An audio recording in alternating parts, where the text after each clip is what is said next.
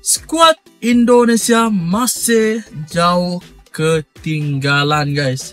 Mesti korang nak tahu kan kenapa aku cakap skuad Indonesia masih sangat jauh ketinggalan. Korang pun boleh tengok aksi perlawanan yang lepas, iaitu Indonesia bertemu dengan Jepun dengan jaringan dibantai oleh Jepun dengan jaringan yang sangat-sangat besar, iaitu 6-0. Okey, tak nak tunggu lama-lama, korang pun nak tahu kenapa aku cakap skuad Indonesia masih level bawah guys. Sebelum kita lanjut video ni, seperti biasa, aku nak minta korang like, aku nak minta korang komen, aku nak minta korang subscribe videoku supaya aku lebih semangat membuat video yang akan datang guys. Apa tunggu lagi? Layan sampai habis dan check it out.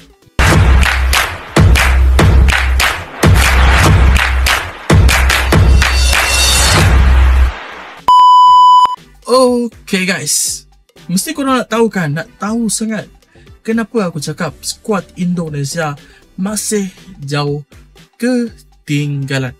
Okey, kita bezakan lah. Bukan skuad Malaysia, kita bezakan skuad yang lain pula, iaitu Vietnam dengan skuad Indonesia. Kenapa aku bezakan Vietnam dengan Indonesia? Kenapa? Ada faktor utama, iaitu Vietnam pada tahun 2024 pernah berjumpa dengan skuad Jepun. Manakala pula skuad Indonesia pun pernah berjumpa dengan Jepun. Kedua-dua skuad ini, iaitu Vietnam dengan Jepun, pernah bertemu dengan Jepun guys.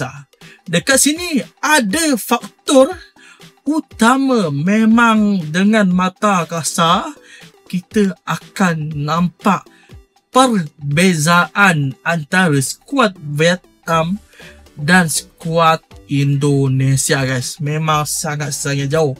Okey, pada tahun 2024 skuad Vietnam bertemu dengan Jepun, iaitu Vietnam kalah tipis guys, iaitu 4-2.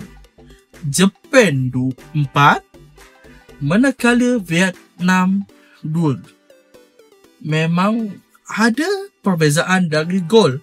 Manakala 2025 Indonesia 0 dan Jepun 6 guys. Memang sangat jauh jurang antara Vietnam dengan Jepun. Yang paling nampak sekali iaitu dari segi pemain.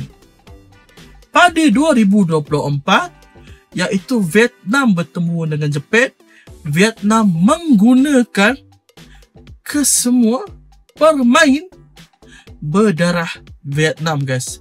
Tak ada berdarah campuran di dalam skuad Vietnam 2024 semasa bertemu dengan pasukan Jepun, iaitu Vietnam 2 dan Jepun 4 guys. Memang sangat jauh dia punya skor pentaringan.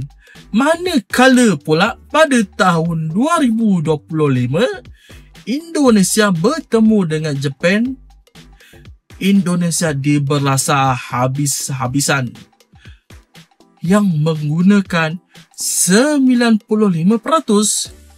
pemain warisan. Dari goalkeeper, dari defender, dari midfielder, dari winger, dari right back, dari left back, dari striker. Indonesia menggunakan pemain berdarah warisan. Manakala Vietnam pada tahun 2024 bertemu dengan skuad Jepun, Vietnam menggunakan kesemua pemain berdarah original Vietnam. Itu sangat-sangat nampak apa yang kita melihat dari mata kasar guys. Mata kasar.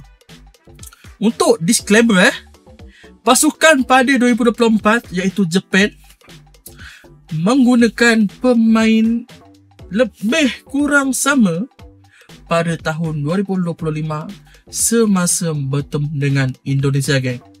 Tetapi guys, di skuad 2024 memang lebih kuat, iaitu penyerang dari Liverpool, dan Kubo pun ada,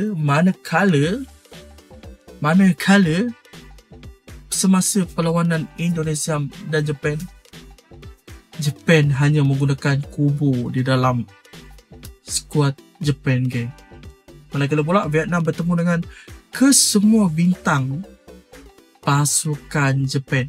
Dari sini kita nampak kualiti sebenar Indonesia masih sangat-sangat jauh ketinggalan.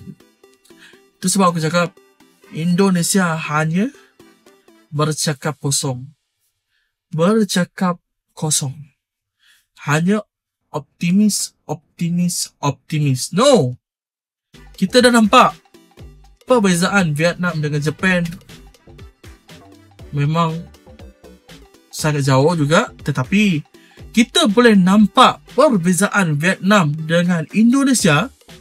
Memang kita melihat dari mata kasar itu Indonesia lebih tinggi, manakala pada perlawanan pada hari itu, iaitu Indonesia dibelasah 6-0 dan Indonesia menggunakan 95% menggunakan pemain berdarah warisan.